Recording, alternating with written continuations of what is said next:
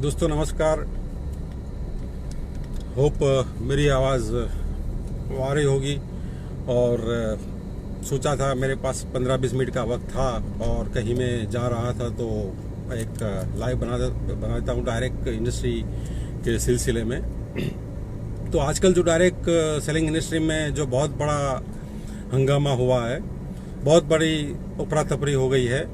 और ज़्यादातर जो लोग डायरेक्ट सेलिंग इंडस्ट्री से जुड़े हुए उनको पता होगा कि एमवे एक बहुत बड़ी कंपनी थी जिस पर गवर्नमेंट की गाज गिरी है और कहीं ना कहीं गवर्नमेंट ने एक्शन लेना शुरू कर दिया है। और सच मानिए तो ये ज़रूरी भी था, क्योंकि ज़्यादातर जब ये कंपनी 20-25 साल, मेरे ख्याल से टोटल 26 साल पहले आई थी, तो ये पर्पस के लिए आई थी कि भाई हमको कस्टमर को, कंज्यूमर को एम्पावर करना था। और उनका ये दावा था कि भाई हमने मिडल मैन को हटा दिया है, यानी कि जो डिस्ट्रीब्यूटर्स जो मिडल में होते हैं, जो C&F एजेंट होते हैं और रिटेलर्स होते हैं, होलसेल डिस्ट्रीब्यूटर होते हैं, उनका जो और कुछ एडवर्टाइजिंग करते हैं, वो जो उनको मिडल मैन को निकाल कर ये कंसेप्ट लेकर आई थी कि हम फैक्ट्री से सीधा आपको प्रोडक्ट देंगे और कंज्यूमर को हम एम्पावर करेंगे। तो ये इनका आइडिया था डायरेक्ट सेलिंग का। लेकिन क्या वाकई में आज ये सिचुएशन है? क्या इन्होंने ये जो एम्पावरमेंट था वो करा? उन्होंने नहीं करा। उन्होंने तो बल्कि ये किया कि भी प्रोडक्ट का रेट एक्सोर्बिटेंट रख दिया, बहुत ही मतलब ज़्यादा कर दिया। जो नॉर्मल आप मार्केट से प्रोडक्ट लोगे, मैं ये नहीं कहूँगा उनका क्वालिटी में दम नहीं है, क्वालिटी ठीक ठाक अच्छा है, मार्केट में भी अच्छा क्वालिटी मिलता है। लेकिन क्या आपने वो दाम पर दिया? नहीं, आपने तो ऊपर से 4 गुना 5 गुना दाम बढ़ा दिया। चलो कोई बात नहीं, आपका हक बनता है। मैं ये नहीं कहूँगा कि भाई फ्री इकोनॉमी में दाम आप तय करिए, हमको कोई दिक्कत नहीं, उसकी भी दिक्कत नहीं है। लेकिन दाम तय करने के बाद क्या आपने वो पैसा सचमुच आपने डिस्ट्रीब्यूटर को दिया? वो भी आपने नहीं करा। ज़्यादा मुनाफा आपने खुद रखा है कि भाई आपने समझो कि 100 रुपया कमाते थे तो 80 रुपया कंपनी ने खुद रखा और 20 रुपया सिर्फ अपने कस्टमर को दिया या अपने एसोसिएट को दिया या इंडिपेंडेंट बिजनेस ओनर को दिया, जो भी नाम दो। और वो भी उन्होंने एक ऐसे कंडीशन में दिया कि अलग अलग डिस्ट्रीब्यूशन का कंडीशन रख दिया कि भाई आपको बिजनेस फैलाना है तो 6 लेग ओपन करना है, 8 लेग ओपन करना है, 12 लेग ओपन करना है। मतलब ऐसे कर करके आप वहां तक आप मतलब वो 21% लेने के लिए भी आपको काफी कंडीशन है। तो वो 21% जो शुरुआत में आप डिस्ट्रीब्यूट कर रहे हैं वो भी कस्टमर को नहीं मिल रहा है। तो वहाँ आपने देखो गलती, हम ये नहीं कहेंगे कि भाई आपने कोई, देखो मेरा कुछ अलग मानना है कि मैं ये नहीं मानता हूँ कि भाई आपने कोई पिरामिड स्कीम चलाई है, या वो तो गवर्नमेंट तय करेगी आपने एग्जैक्टली उसमें क्या करा है, वो मेरा विषय नहीं है। मेरा तो मात्र इतना कहना है कि भाई आपने जो डिस्ट्रीब्यूशन दिया वो आपने कस्टमर को पैसा नहीं दिया। आप कंपनी ने क्या करा, ज्यादा मुनाफा प्रोडक्ट के आड़ के पीछे ज्यादा मुनाफा आपने खुद रख लिया है। हमारी तो ये दिक्कत थी। और बड़े बड़े सपने दिखाए आपने कि भाई आप 1 साल काम करोगे, 2 साल काम करोगे, 5 साल काम करोगे और आपको बड़े बड़ी गाड़ी आ जाएगी, बड़े बड़े बंगले आ जाएंगे। लेकिन वास्तव में ये हुआ नहीं। क्यों नहीं हुआ? क्योंकि जब बिजनेस का प्रेजेंटेशन शुरुआत में जब करते हो तो आप आधा अधूरा प्लान दिखाते हो, मतलब डिस्ट्रीब्यूशन का सेटअप आप आधा अधूरा दिखाते हो, इनमें छिपी हुई कंडीशन आप दिखाते नहीं हो। और इसकी वजह से ये होता है कि इंसान, कोई भी नया इंसान आता है, वो बड़ा सपना देखकर किसी का आपने गाड़ी दिखा दिया, किसी का बंगला दिखा दिया, कोई सेमिनार में ले गए, बड़ा बड़ा शो ऑफ कर दिया और लोग आपके साथ जुड़ जाते हैं। फिर जुड़ने के बाद फिर वो काम करना शुरू करते हैं और काम शुरू करते हैं। फिर वो आपका वो अपलाइन कहता है कि आप ठीक से नहीं कर रहे हो, आप ये नहीं कर रहे हो, आप पढ़ाई नहीं कर रहे हो, प्रोडक्ट यूज नहीं कर रहे हो, कस्टमर बिल्डअप नहीं कर रहे हो, मतलब सारी सलाह सूचनाएं देना शुरू कर देते हो। ठीक है, एक हद तक वो जरूरी है क्योंकि बिजनेस है, बिजनेस में कुछ एथिक्स फॉलो करने और बिजनेस का कुछ करना होता है। लेकिन इतना करने के बाद भी क्या आपके पास पैसे आते हैं? तो मैंने तकरीबन 5 साल एमवे में काम करा था। मैं मेरा एक्सपीरियंस शेयर करूंगा, मैं दूसरों की बात मैं नहीं करूंगा।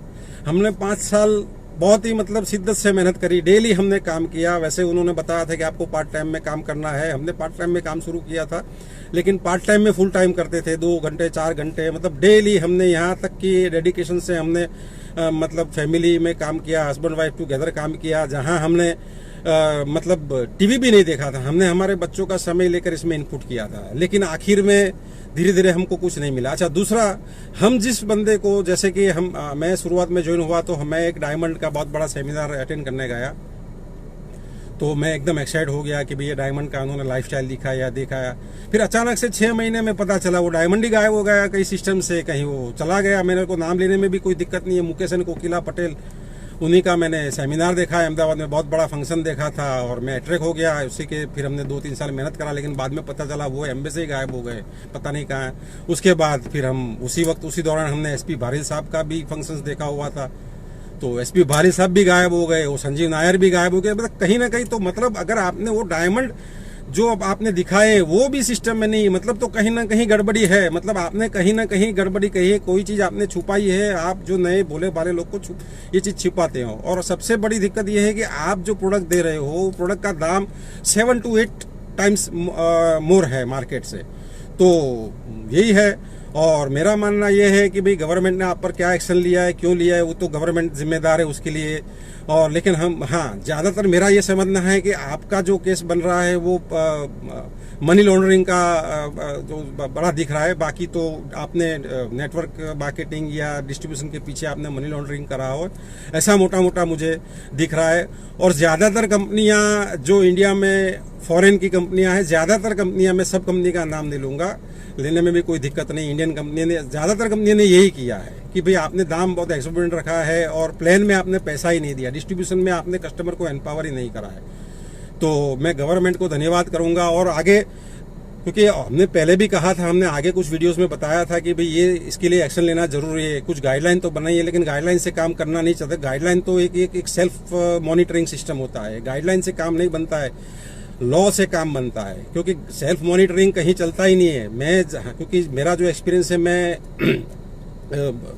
बहुत से मुल्कों में घुमा हूँ, 8-10 कंट्रीज में घुमा हूँ, लेकिन ज़्यादातर मैं रहा हूँ दुबई में, 8-10 साल रहा हूँ।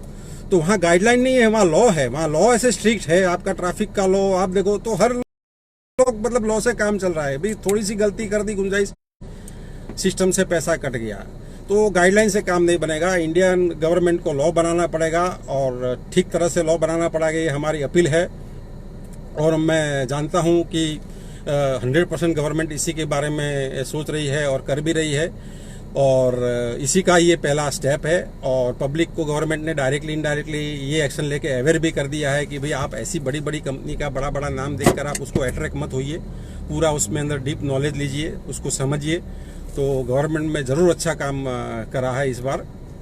और आगे जाके जो कुछ इंडियन कंपनियां जो है ऐसे ऐसे दावे करती हैं, जो मोटा मोटा कुछ नहीं है, वो एम्बे का जेरोक्स कॉपी है, तो उनका मॉडस ऑपरेंडी भी सेम है बिजनेस करने का। तो उन पर भी कहीं न कहीं गवर्नमेंट की निगरानी है। और ये जो मैं लाइव बना रहा हूँ उस वीडियो को में हम गवर्नमेंट को टैग करेंगे, कंसर्न अथॉरिटी को, ताकि उनका ध्यान रहे। और हम तो बहुत खुश है ऐसे एक्शन से। हाँ, मुझे कोई एम्बे से मेरी कोई दुश्मनी नहीं है। उनका जो भी है वो, उनको जो सिस्टम उनको जो ठीक लगा उन्होंने करा, लेकिन उनका नियत ठीक नहीं था। बस मेरा ये कहना है कि उन्होंने आगे एक बड़ा माया जाल आपको दिखाया, बड़ी बड़ी चीजें दिखाई, लेकिन पीछे उन्होंने उसके आड़ के नीचे, बिजनेस के डिस्ट्रीब्यूशन के आड़ के नीचे उन्होंने, शायद मुझे ऐसा लग रहा है कि उन्होंने बहुत बड़ा घपला किया है। और घपला यही है कि भाई आपने ज़्यादा मोटा मुनाफा खुद ने रखा हुआ है और आपने डिस्ट्रीब्यूटर को नहीं दिया है। मुझे मोटा मोटा घपला ये देखा। और दूसरा, गवर्नमेंट ने जब इतना एक्शन लिया है, एनफोर्समेंट ने, तो हो सकता है उनमें मनी लॉन्ड्रिंग का ज़्यादा दिक्कत है। बाकी डिस्ट्रीब्यूशन का पैटर्न जो भी है वो हर एक कंपनी का अपना राइट है, वो जो भी करें। लेकिन हमारा तो कहना यह है कि हम तो, हमारे जो भी डिस्ट्रीब्यूटर है, हम तो उनको अवेयर करेंगे कि भाई ऐसी कंपनियों में मत जुड़िए। देखो काम तो आप खुद ही कर रहे हो, मेहनत। देखो मैं मेरा एग्जांपल दे रहा हूँ कि 12-15 साल पहले एमबीए करा, 5 साल कंटिन्यूस करा था, उसके बाद कुछ और कंपनियां कर। लेकिन आज मेरे को सामने से कोई एक भी बंदा नहीं आया है कि सर आप के साथ मैं एमबे में जुड़ना चाहता हूं। तो एमबे का नाम मेरे पीछे चिपका है, लेकिन मेरे साथ कोई जुड़ता कुछ नहीं। वो कहने की बात है, कंपनी बड़ी हो जाती है, हम कभी बड़े नहीं होते हैं। तो आज तक न मेरे से किसी को कोई प्रोडक्ट लेने आया है। बस शुरुआत में जब मैं एमबे में था तब 2-4 लोग मेरे से प्रोडक्ट मांगते थे, लेकिन आज कोई भी नहीं प्रोडक्ट। अच्छा, ज्यादातर उनका जो सिस्टम में क्या होता है, जो प्रोडक्ट वही लोग यूज करते हैं जो ऑलरेडी इसमें काम करते हैं या उसके साथ जुड़े हुए हैं। बाकी बाहर के लोग तो कोई प्रोडक्ट कस्टमर उनके पास बनते ही नहीं है। नहीं बनने का वजह में मोटा मोटा यही है कि उनका रेट बहुत ही एक्सोर्बिटेंट होता है। और उसी रेट का, मतलब उसी क्वालिटी का प्रोडक्ट आपको मार्केट से उनसे आधे दाम से या कम दाम में मिल जाता है। तो मैं ये नहीं कह रहा हूँ कि आप प्रोडक्ट अपना रेट, लेकिन 7 गुना, 8 गुना, 5 गुना, ये तो लूट हो गई कहीं ना कहीं। तो ये आपका मकसद नहीं है कस्टमर को एम्पावर करना। तो सही है।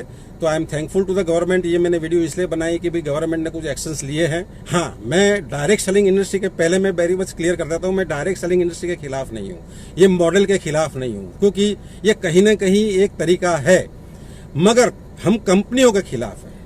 मैं direct selling as a industry के खिलाफ नहीं हूँ, लेकिन जिन कंपनियों जो चोरी ऐसी करी है, छुपे हो, मतलब मैंने सुना है, क्योंकि मैंने तो ये इंडियन कोई लोकल कंपनी अभी तक कोई करी नहीं है। आरसीएम का सुना है कि भाई कुछ लीडर से हमने सुना है कि भाई उन्होंने कुछ 200-300 रुपये की साड़ियाँ का रेट 1200 रुपया लिया हुआ है। तो मैं ऐसे चीज़ों से के मैं खिलाफ हूँ।